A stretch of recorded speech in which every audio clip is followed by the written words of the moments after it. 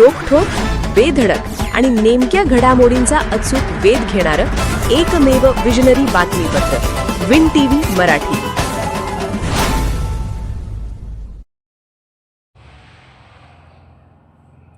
कोडोली बस स्थानकात एसटीचा 78वा वर्धापन दिन विविध कार्यक्रमांनी साजरा करण्यात आला.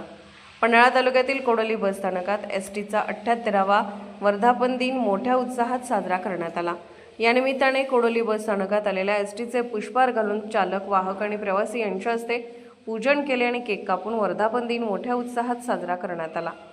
लहानापासून मोठ्यापर्यंत सर्वच प्रवासी वर्गाला सुरक्षित हक्काची प्रवासी वाहतूक पुरवणाऱ्या एसटी महामंडळाला 78 वर्ष पूर्ण झाली असून या वर्धापन दिनाच्या निमित्ताने कोडोली बस स्थानकात एसटी बसेसचे पूजन करून केक कापून आनंद उत्सव साजरा करण्यात आला.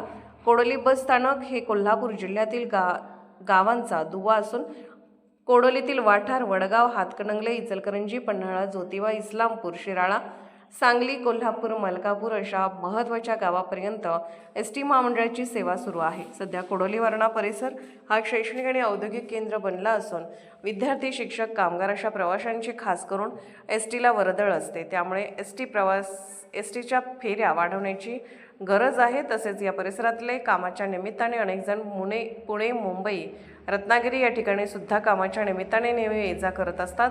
अशा प्रवाशांसाठी लांब पल्ल्याच्या एसटी गाड्या सुरू करण्यात याव्यात असे प्रवासी वर्गातून जोरदार मागणी होत आहे. या निमित्ताने बसस्थानकात रांगोळी काढून सुशोभीकरण करण्यात आले होते. या कार्यक्रमाचे स्वागत प्रवासी संघाचे कार्यकर्ते सुरेश कुलकर्णी यांनी केले, तर आभार वाहतूक नियंत्रण उमेश शिंदे यांनी मानले. या कार्यक्रमासाठी कोडोली व्यापारी असोसिएशनचे अध्यक्ष बाबासो पाटील, चालक रणजित आवटे, वाहक महेश गोडबोले, राजेंद्र फाळके, प्रकाश गायकवाड, विलास मनोहर, व्ही.आर. देशपांडे, विजय गायकवाड, दीपक भारडे, विलास बुगले यांच्यासह शाळा कॉलेजचे विद्यार्थी, पुरुष आणि महिला मोठ्या संख्येने उपस्थित होत्या. विन टीव्ही मराठीसाठी वारणानगरहून बाबासाहेब कावळे. विन टीव्ही मराठी न्यूज चॅनलला लाईक करा, शेअर करा आणि सबस्क्राईब करा.